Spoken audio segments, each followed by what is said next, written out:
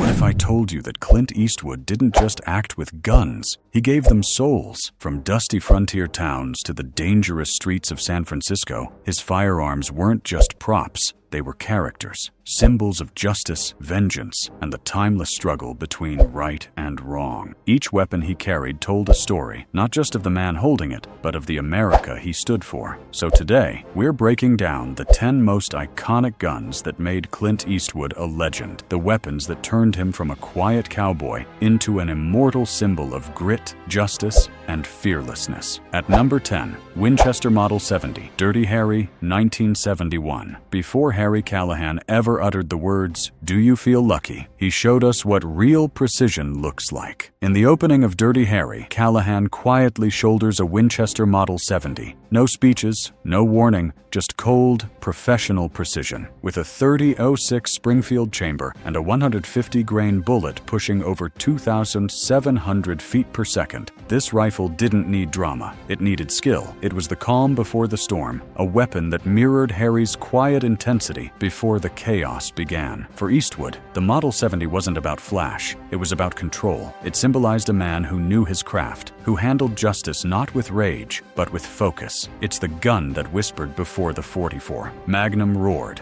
At number 9, Winchester Model 1892, High Plains Drifter, 1973. Then came the mysterious stranger in High Plains Drifter, Eastwood riding into a town soaked in sin, armed with the legendary Winchester 1892. This rifle wasn't just a weapon, it was an extension of his soul. Chambered in 44-40 Winchester, capable of sending a 200-grain bullet at nearly 1,200 feet per second, this lever-action rifle was built for speed and reliability.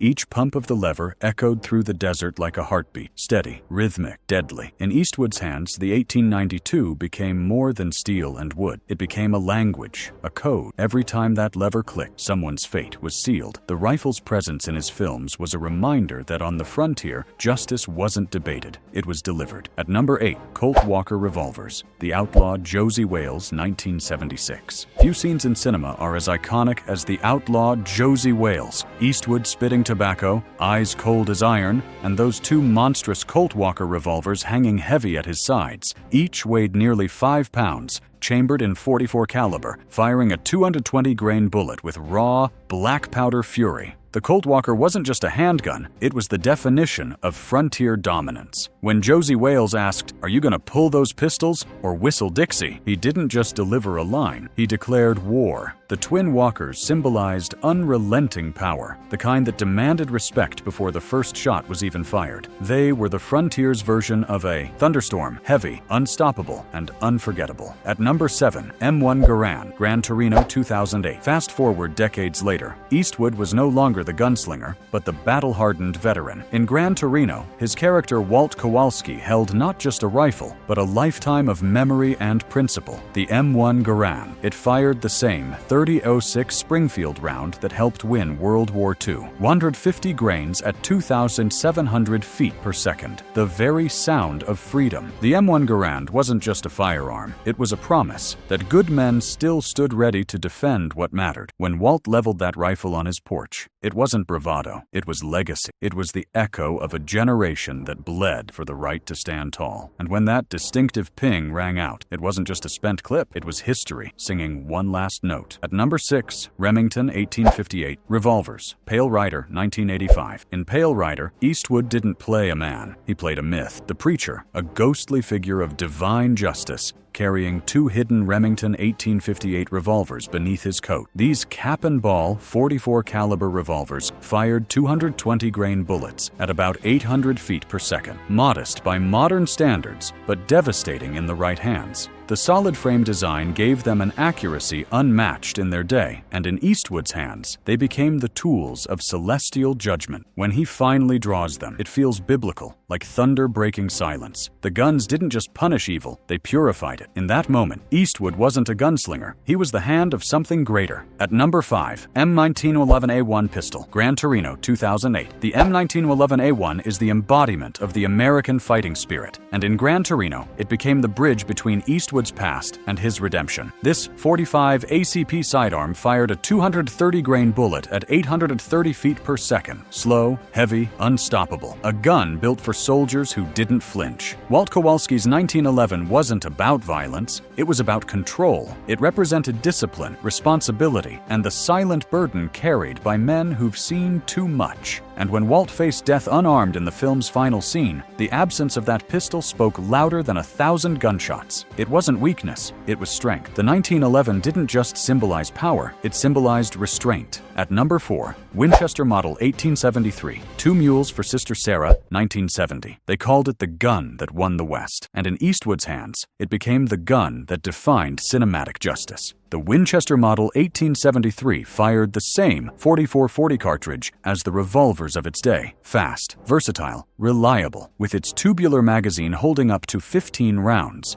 it gave cowboys and outlaws alike a decisive edge. When Eastwood worked the lever, it wasn't just about reloading, it was a rhythm, a ritual. Each motion told you he was in control. The 1873 was America in its rawest form, ambition, danger, and determination, wrapped in walnut and steel. And through Eastwood, it became something even greater, a symbol of the enduring spirit that refused to bow to chaos. At number 3, Colt Single Action Army, The Man with No Name Trilogy, 1964-1966. This is the gun that made Clint Eastwood a legend. The Colt Single Action Army, also known as the Peacemaker, defined his nameless anti-hero across a fistful of dollars for a few dollars more, and the good, the bad, and the ugly. Chambered in .45 Colt, it fired a 255-grain bullet with deliberate, deadly precision. Every shot required intention. Thumb the hammer, aim, breathe, decide. Eastwood's revolver wasn't for panic. It was for purpose. Every man who drew it had to own the choice that came next. In those slow, tense showdowns, when his hand hovered near the holster, it wasn't about speed. It was about who meant it, and Eastwood always meant it. The Colt Single Action Army became the moral compass of the Western, where justice wasn't about law, but about conviction. At number 2, Smith & Wesson Model 29, .44 Magnum, Dirty Harry, 1971. Few lines in cinema hit as hard as this one. You've got to ask yourself one question. Do I feel lucky? Well, do you, punk? That line didn't just make Eastwood famous. It made the Smith & Wesson Model 29 immortal. This .44 Magnum revolver fired a 240-grain bullet at 1,350 feet per second. Brutal, loud, and unapologetic. The end-frame design and 6.5-inch barrel gave it precision to match its power. In Harry Callahan's hands, it wasn't just a gun, it was a test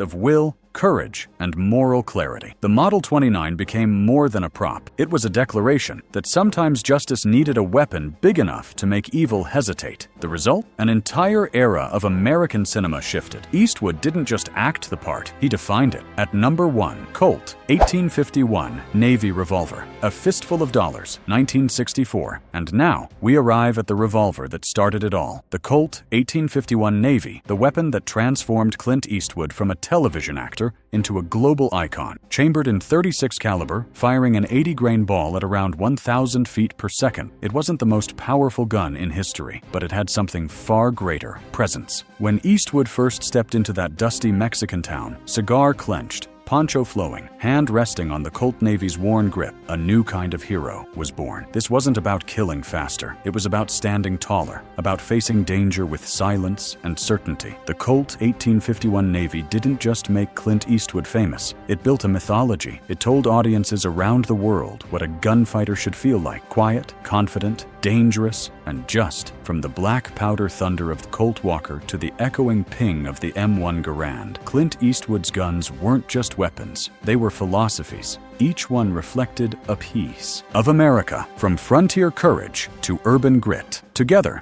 they told a story of a man who didn't need superpowers, just conviction. Because in Eastwood's world, justice doesn't hide behind words. It rides in with a squint, a whisper, and a six-shooter. So here's the question. Which of these iconic guns defined Clint Eastwood for you? The legendary .44 Magnum? The righteous Colt Navy? Or maybe the humble M1 Garand that spoke of duty and sacrifice? Let me know in the comments. And before you go, hit subscribe to Bullet Bound, because next week we're breaking down another cinematic icon who changed how the world sees guns forever.